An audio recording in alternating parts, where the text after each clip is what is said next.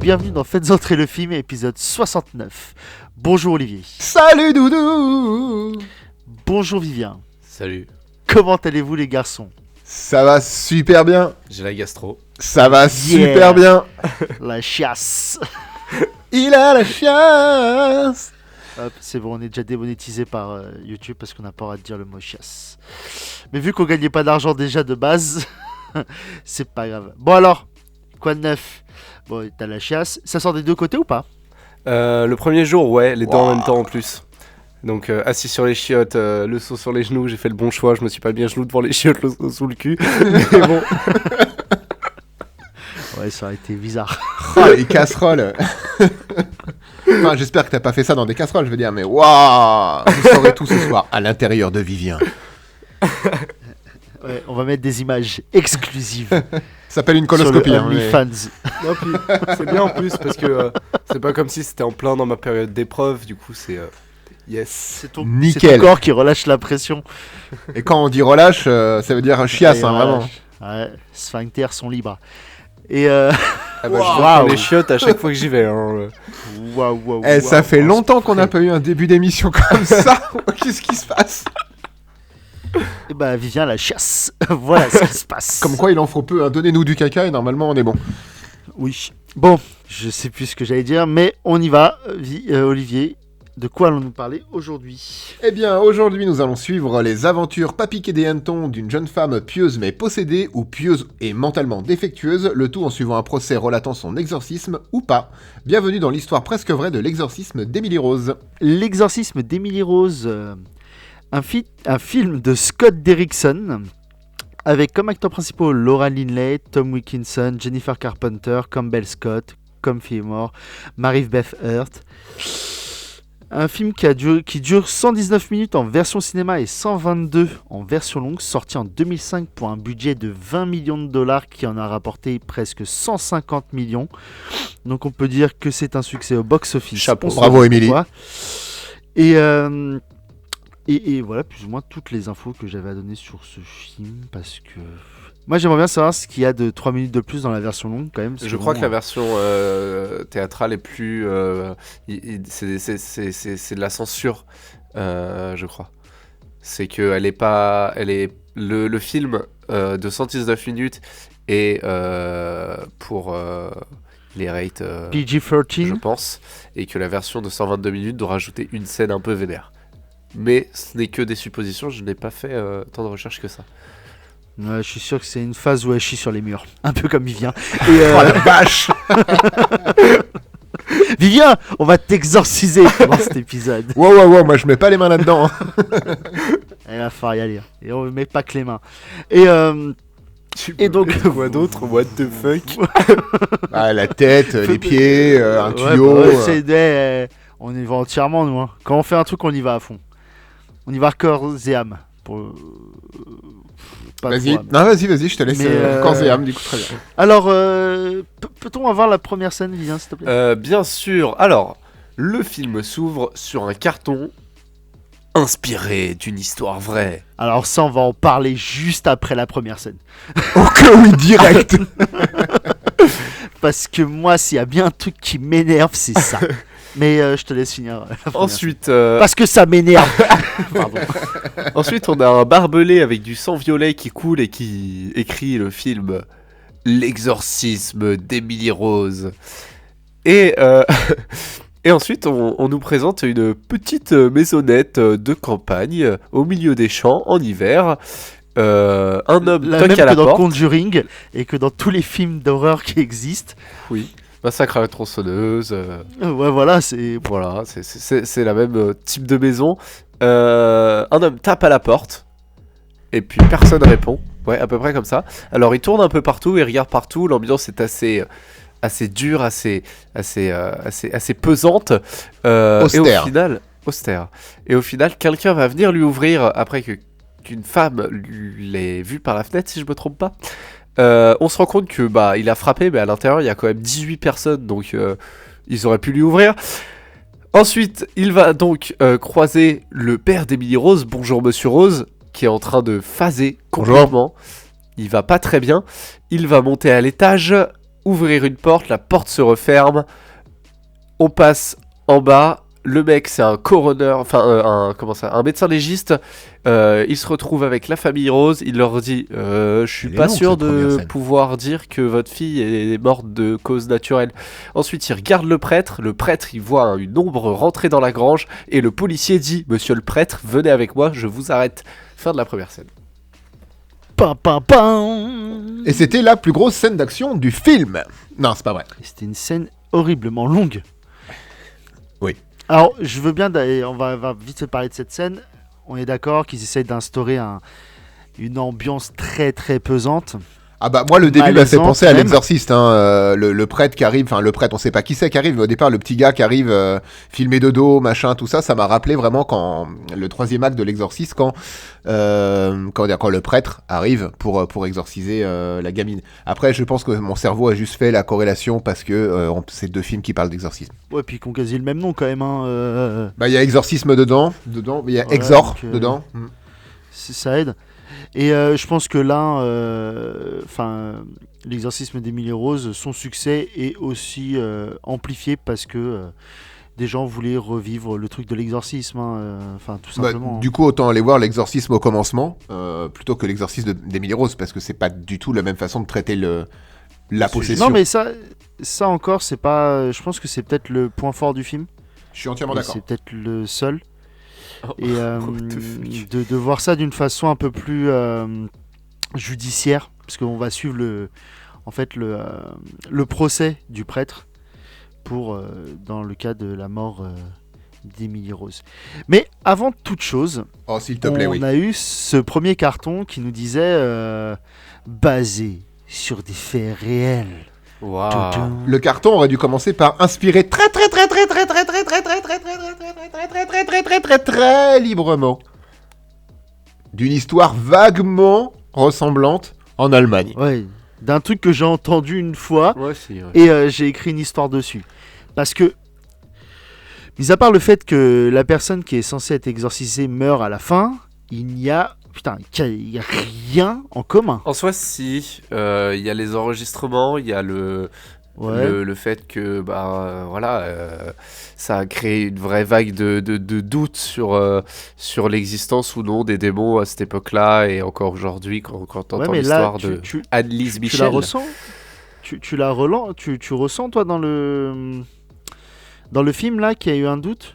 Enfin, il n'y a rien, il n'y a pas de caméra. Enfin, il y aurait eu des caméras, des trucs, des machins, tu sais, où tu ressens que c'est relaté dans la population. Là, t'as rien de tout ça. T'as juste 5 personnes qui ont des doutes, plus l'avocate qui se dit agnostique, donc qui ne croit pas forcément en tout ça et qui à la fin va commencer à avoir des doutes là-dessus. Bah, Mais sinon, c'est dans le personnage de Laura en fait qu'on retrouve le doute créé. Ouais, et que en elle. Personne d'autre. Tu as l'impression que tous les autres ne servent à rien, ne sont que des coquilles vides.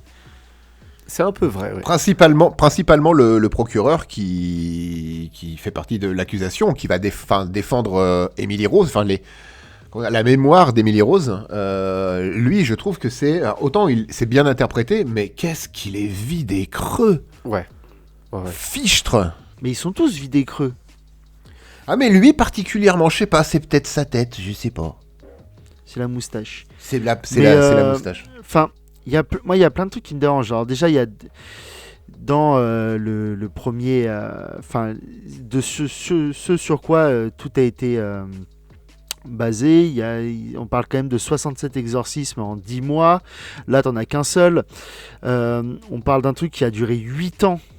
Pour Annelise Michel, là ça a duré 3 semaines et demie. T'as tout ça, et à la fin t'as 2 prêtres plus les parents qui sont accusés donc, de meurtre par négligence. Là t'as que le prêtre.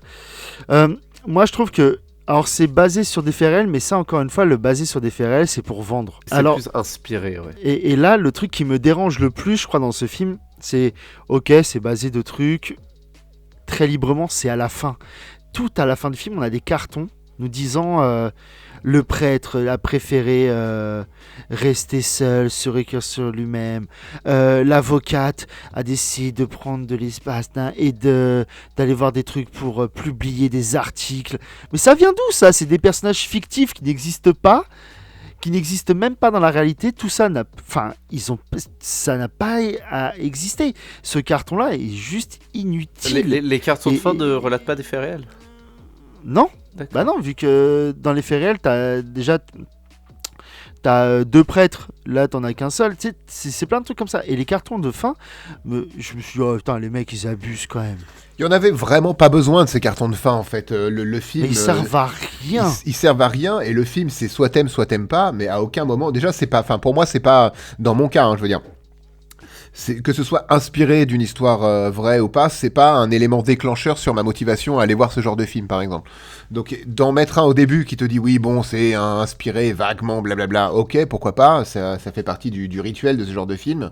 Quand ça va piocher une histoire ou une légende qui a vaguement été racontée il y a quelques années ou quelques siècles, mais en rajouter encore à la fin pour te décrire ce qui se passe, et en plus, comme l'a dit Kevin, sur des personnages qui de toute façon sont fictifs, ça n'a aucun sens, c'est juste rajouter de la durée de bobine pour rien en fait. Voilà, tout simplement. Et en plus, là se passe Donc, la vraie histoire se passe en Allemagne, là, ça se passe aux États-Unis parce que tout se passe aux États-Unis. Et il est entièrement américanisé, ouais. Et même l'époque, Ouais. parce que il n'y a pas d'époque, je crois qu'il n'y a pas de date vraiment donnée. Non, Tu sens qu'il y a un gap entre la vie à la campagne où est installée la famille d'Emily Rose, ce sont des fermiers, t'as l'impression d'être vraiment au siècle dernier, sauf qu'il y a des bagnoles déjà, d'accord? Enfin, au siècle dernier, je veux dire, avant les voitures, mais plutôt les calèches, quoi. On est plutôt dans la petite maison dans la prairie, mais la prairie, c'est plutôt l'automne.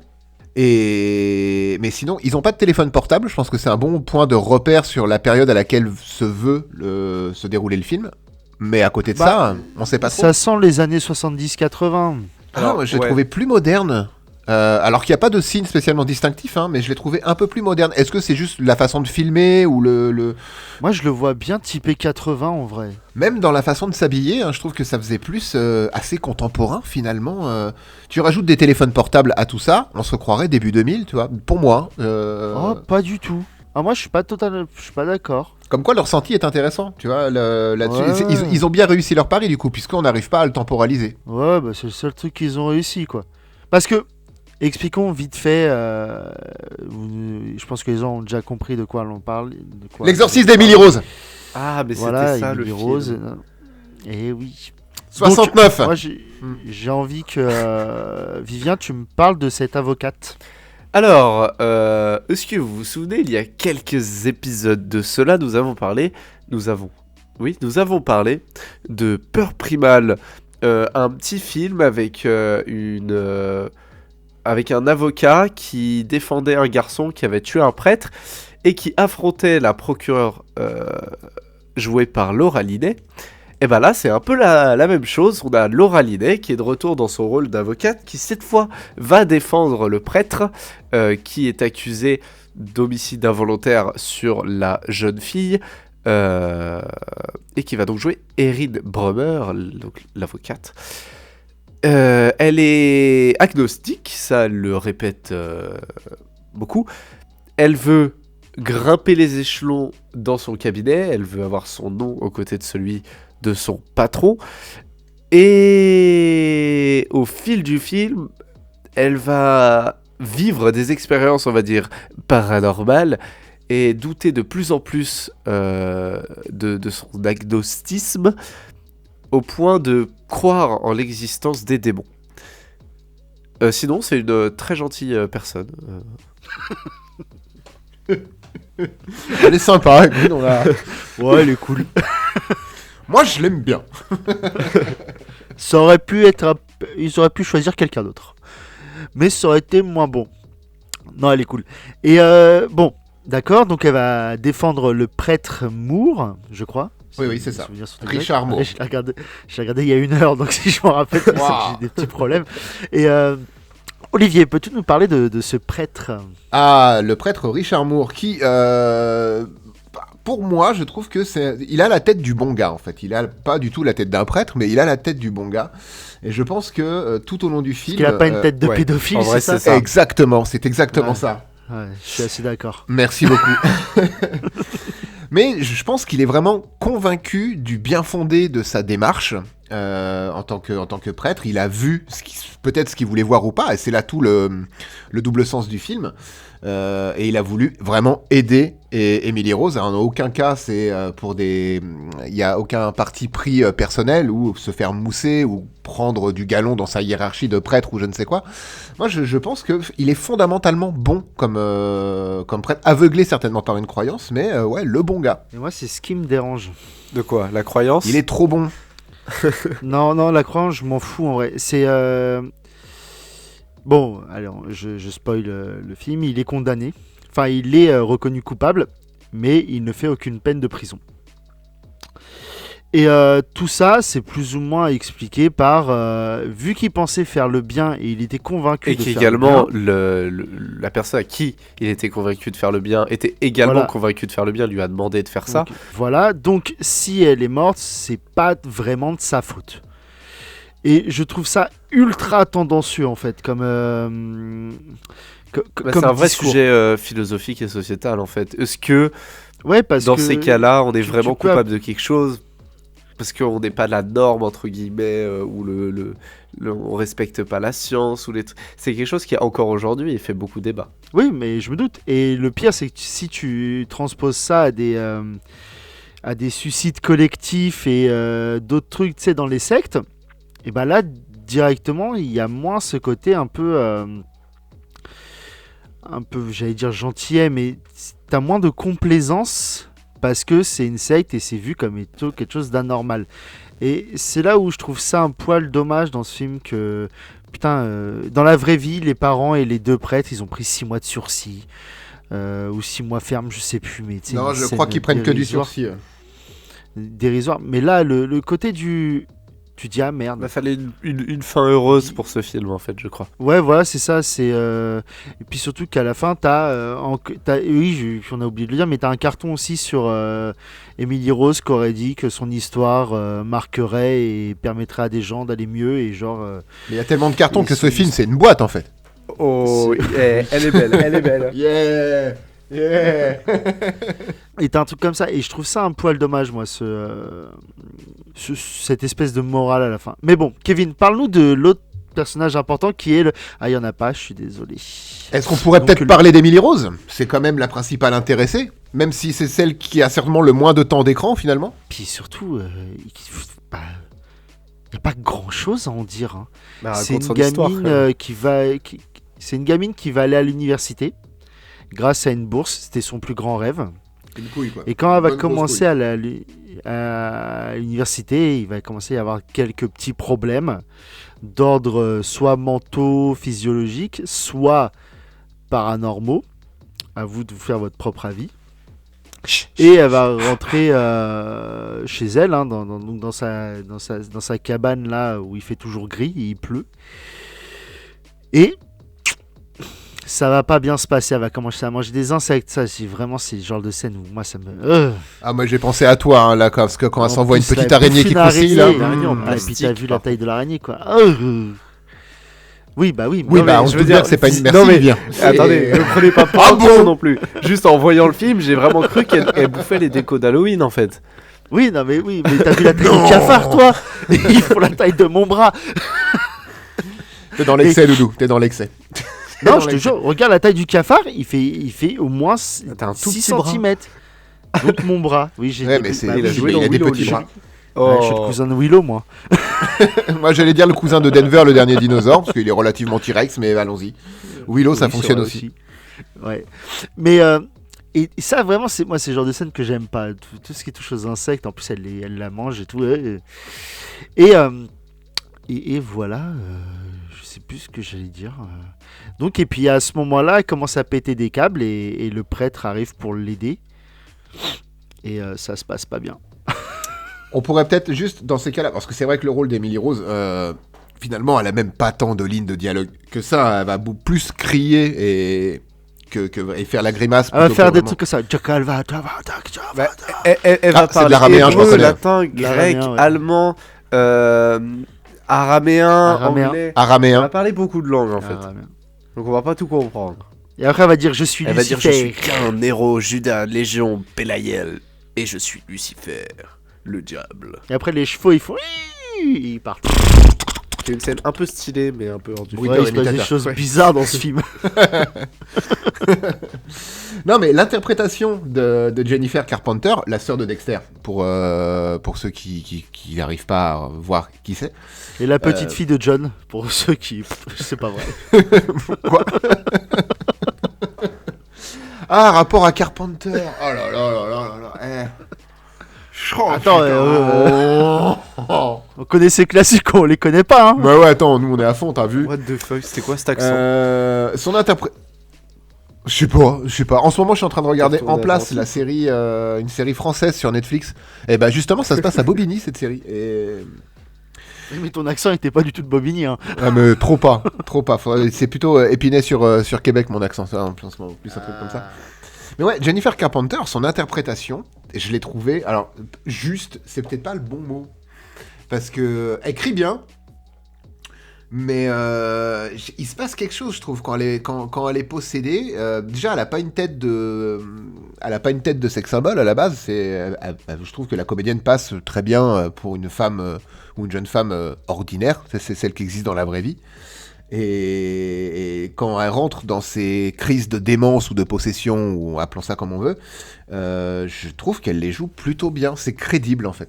Elle a été remarquée lors de son audition, parce qu'elle n'en a eu qu'une, et même avant, tout ça, en fait, par la production et par tout ce qui gérait les comédiens, parce que justement, elle était apparemment incroyable dans le rôle. Parce que même toutes les scènes qui peuvent s'apparenter à de la crise d'épilepsie ou ce genre de choses, où elle est vraiment très tendue, où elle est entièrement crispée, où c'est elle et pas un mannequin ou autre truc comme ça, tu sens qu'elle est vraiment investie, quoi. Ça fonctionne bien. Et vu que ça a été fait pour la plupart avec des effets pratiques, parce que c'est son corps, ça fonctionne encore mieux. C'est vrai que oui. Mais c'est parce qu'elle a Et été oui, en vraiment fait. possédée pour le Ouais, film. oui, bien sûr. Et oui. Par Bélial, machin, Johnny, Michel, bon, Lucifer évidemment, mais ça on va pas, y a pas de débat là-dessus. C'était écrit dans le blanc de ses yeux ou dans le noir de ses yeux, comme tu veux. Mais enfin voilà, y a pas trop de cet effet qu'on a souvent dans les films de possession aussi, c'est la destruction de corps. Tu sais, le corps devient une espèce de truc très élastique, un vieux chewing-gum que tu retrouves collé sous une table un peu, et où tu peux en faire un peu ce que tu veux jusqu'à ce que ça devienne presque absurde. Surtout après quand la personne s'en sort à la fin, genre bon bah le démon il est parti parce que il est allé poser ses valises ailleurs. Là il y a pas ça. Mais du coup, tes 46 membres cassés, comment il faut? Ouais, mais voilà, dans l'Exorciste, le film l'Exorciste, le film, la gamine, quand elle a son cou qui fait un 180 degrés, bon, normalement, c'est fini, c'est plié. Qu'on enlève le démon ou qu'on l'enlève pas, normalement, à la fin, elle finit dans une boîte, avec une histoire de carton, encore une fois.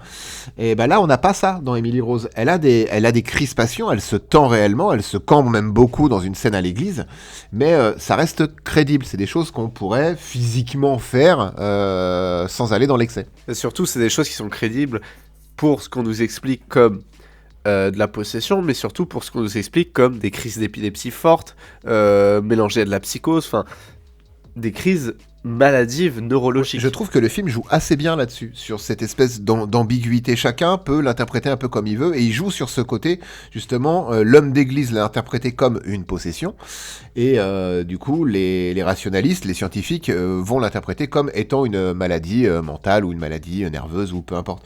Et même si c'est tout le parti pris du film, que justement, il y a cette ambiguïté qui s'installe, finalement, ça fonctionne assez bien. Oui, bah après, c'est même tant mieux, en vrai. Oui, parce que ouais, on dit rarement ah bah, j'ai bien aimé, c'était bien de la merde. Hein. Oh si, on peut le dire, hein. Moi, ça m'arrive souvent. Hein. Ça arrive souvent. Ouais, non, j'ai bien aimé ce film de merde. Il était bien naze, bien cool, comme j'aime. Ouais, moi, c'est ce que je préfère. Les films de merde. Et toi, Vivien Lachias, ça va? Eh bah, viens dans mes chiottes. Mais je sais plus ce que je voulais dire, mais c'était intéressant. Merci de nous avoir écoutés pour ce film. Non, est-ce que vous avez remarqué que... Enfin, là, je me dis, peut-être c'est ça, peut-être c'est pas ça. Mais tous les flashbacks, c'est que des histoires racontées. Oui, Ça, je bien trouve sûr. ça sympa aussi. C'est pas, ça sort pas de nulle part. C'est parce que quelqu'un donne un témoignage, tout. Et donc, ça fait partie du principe aussi que tout ce qui est raconté, c'est les souvenirs de quelqu'un. Donc, tout ça peut être déformé aussi. Tout ça peut être déformé et on n'a aucune preuve matérielle de ce qui s'est passé, à part l'enregistrement du curé qu'il avait fait sur un petit magnétophone, cassette audio du coup, donc il n'y a aucune preuve vidéo. Et c'est la seule vraie preuve concrète qu'on a de la tentative d'exorcisme, parce que du coup le film aurait dû s'appeler La tentative abordée et s'aborder d'Emily Rose, parce que du coup il n'y arrive pas, hein, il se fait tataner la gueule grave, le prêtre, ou le curé, ou le prêtre, le père. Et c'est cool, justement, que ce soit raconté par la bouche d'autres, par les souvenirs des différents intervenants au cours du procès. Et puis c'est très intéressant ce rapport à qui raconte quoi, parce que, en l'occurrence, oui, comme tu l'as dit, c'est pas filmé pour rien, donc c'est pas juste le réalisateur qui te balance des infos que le scénariste lui a dit de balancer, non, il y a une raison derrière. Et du coup, en soi, tu peux raconter tout, pas n'importe quoi, mais tout, du moment où c'est justifié par les croyances des autres. Et ce qui permet de créer quelque chose de véridique, entre guillemets, dans le nique ta mère du film. On nique ta merde du film. Moi, je prends un saut à Drancy. Waouh, Je regarde la YouTube, série. putain. Eh, mais t'as été faire un saut à Drancy ou quoi, toi? Qu'est-ce qui t'arrive? Oui, et donc on se rend compte que tout ça ne peut être qu'hallucination ou vraiment possession. Mais même quand tu regardes les faits racontés par le curé, quand c'est le curé qui te parle, par exemple, au procès, puisque en fait, comme Vivien l'a décrit au début de la première scène, on arrive, Émilie Rose, elle est claquée, elle est morte, c'est terminé. Et c'est tout au cours des différentes scènes du procès du père Moore que l'histoire va nous être narrée et va nous être montrée en images. Et quand arrive le moment où le père Moore fait écouter la cassette, donc son enregistrement de l'exorcisme avorté, fait écouter la cassette au juré et à l'audience, lui nous raconte en même temps ce qu'il a vécu, et du coup, on voit le film nous montre ce qu'il a vécu à ce moment-là.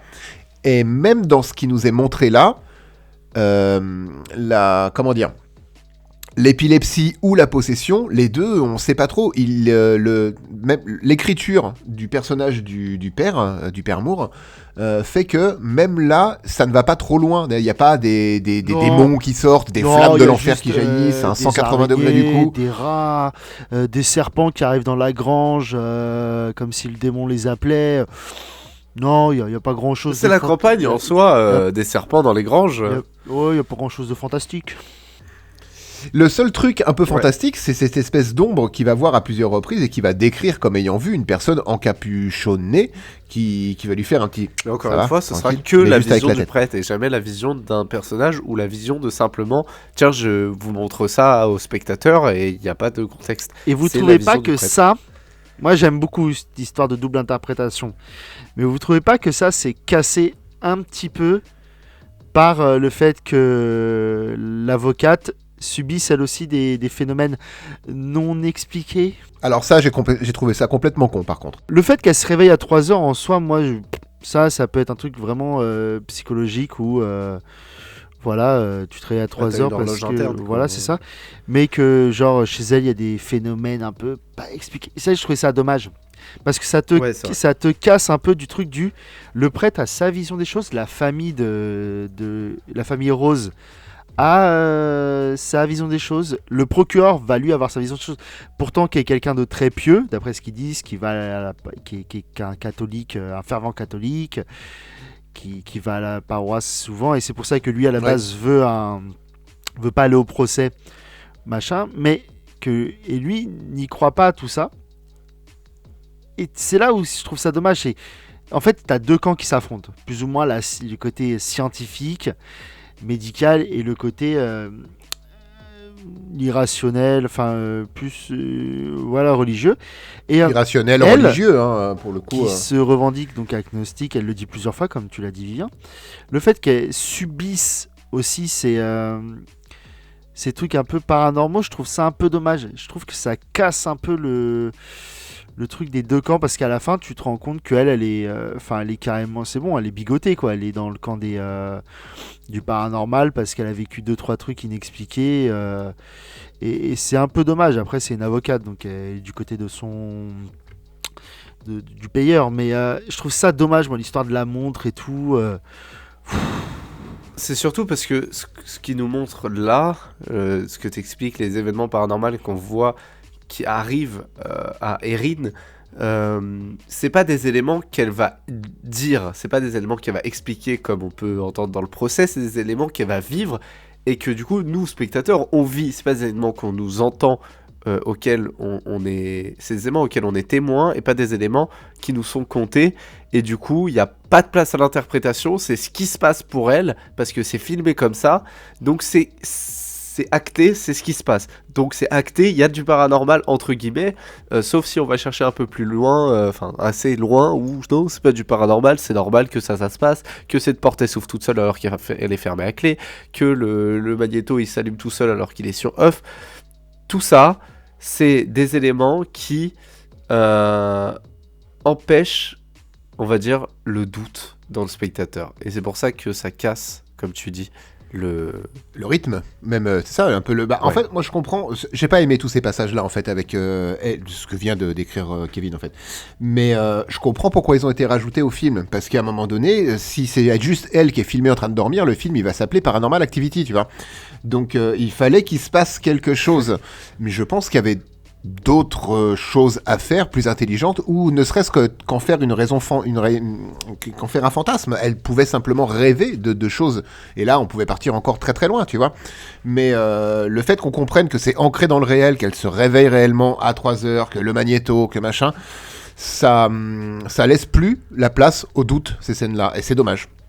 Bah, comme le fait que il y a, lors de l'exorcisme, parce que ça on l'a pas dit, il y a donc Emily Rose qui est là, il y a le prêtre, il y a son père, son petit ami, et un médecin qui était là, Cartwright. Et ce médecin, à un moment donné, va vouloir témoigner, il va ensuite se rétracter et va être... va mourir dans un accident, va être renversé par une voiture. Et ça, pareil, cette scène-là, putain, la voiture, elle sort d'où ? C'est vrai que la voiture semble sortir de nulle part. Elle semble sortir, tu sais, parce que lui, il commençait à dire non, moi je peux pas parce que j'y croyais pas, maintenant je crois aux démons, et bam, bagnole. Et ça, je trouve ça dommage parce que pareil, cette voiture, pour moi, sort de nulle part. Elle est là pour... Est-ce qu'il était poissonnier ? Non. Très bien. Et pour... Ouais, il m'a perdu.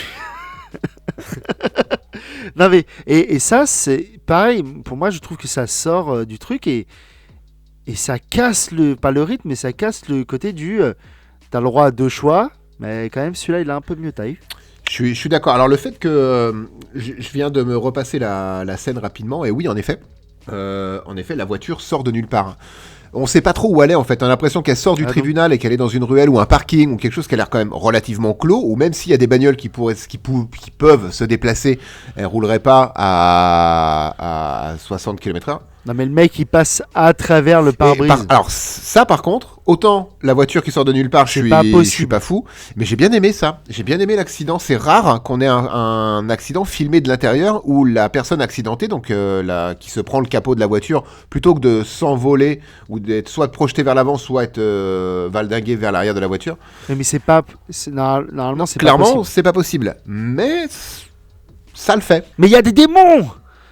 Arrêtez les gars.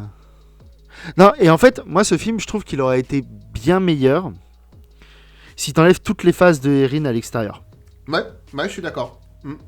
Attends, mais déjà, vous vous êtes fait chier devant Peur Primal, alors là, les gars, si on enlève toutes les scènes où il se passe rien, où il se passe quelque chose... mais il dure 1h20 le film, donc on se fait chier moins longtemps. C'est vrai que 2 heures de fait, c'est un peu long pour ce qu'il y a à raconter, je veux dire. Non, Peur Primal, on s'est fait chier parce que le rythme est lent et je pense que...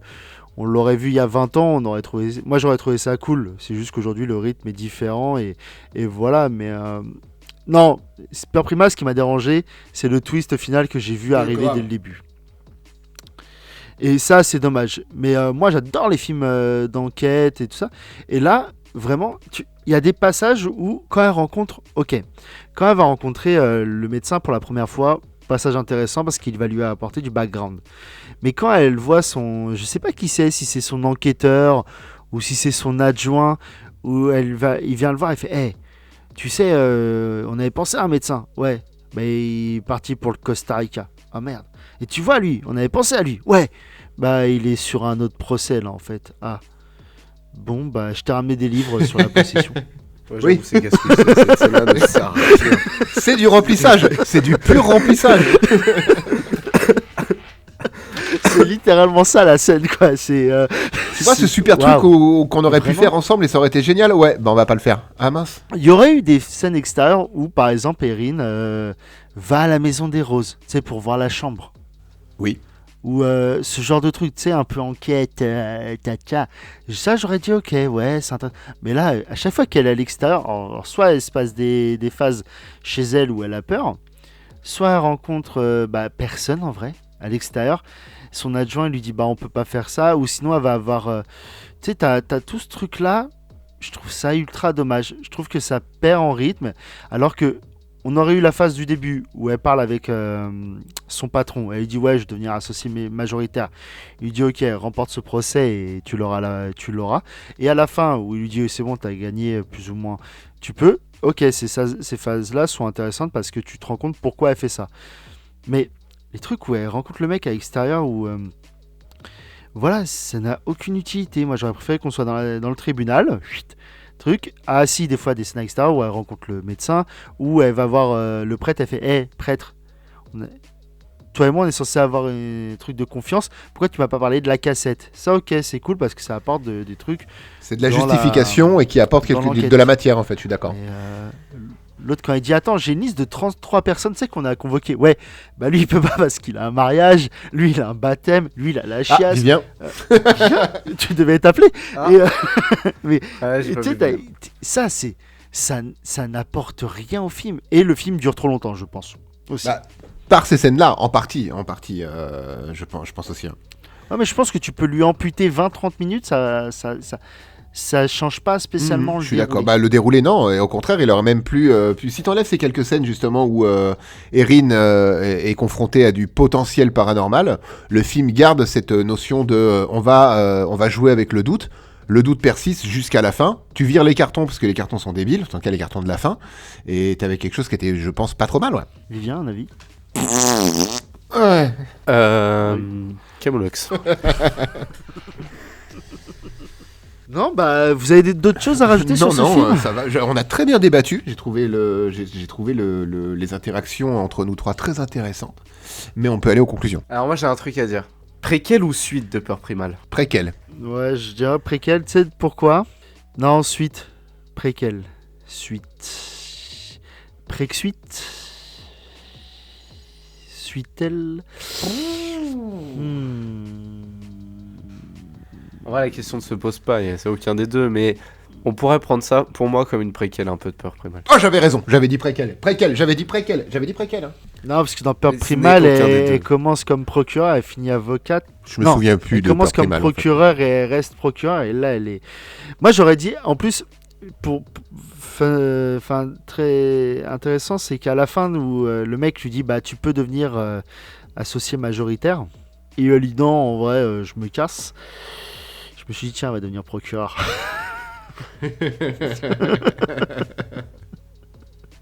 Elle dit la thune, ça m'intéresse pas.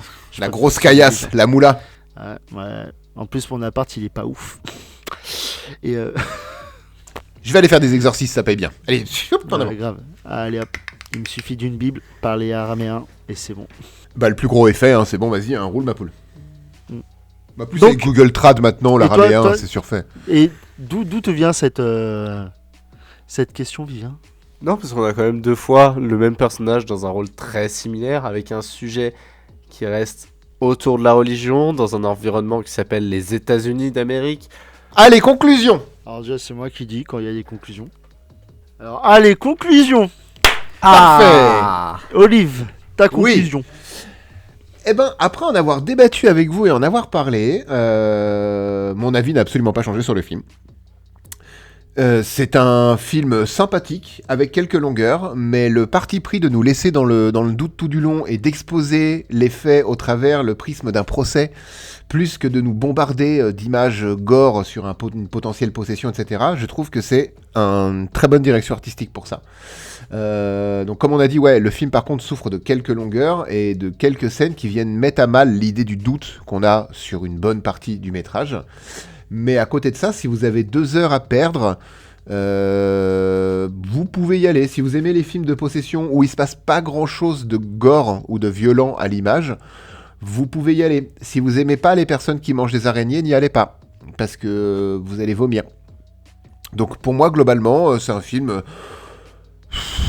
un peu long mais sympa. Voilà. Merci Olive, et toi Vivien? Je sais pas quoi dire. En fait, Olive a fait une très très bonne conclusion sur le film. Mais je dirais pas si vous avez 2 heures à perdre. Je dirais si vous avez 2 heures de libre et que vous êtes intéressé par, on va dire, les films dans ce genre-là, dans le genre de peur primale, tout ça, sachant que le rythme n'est pas le même étant donné qu'on est 10 ans plus tard. Mais c'est un film qui se regarde bien, qui n'est pas un chef-d'œuvre, qui n'est pas une bouse, c'est juste un film qui est bien et qui est sympa à voir de temps en temps, en famille, vraiment. Et sinon, non, je n'ai pas grand-chose à dire. Et toi, Kevin? Merci. Alors, moi j'ai pas spécialement aimé, je trouvais ça long et un peu chiant.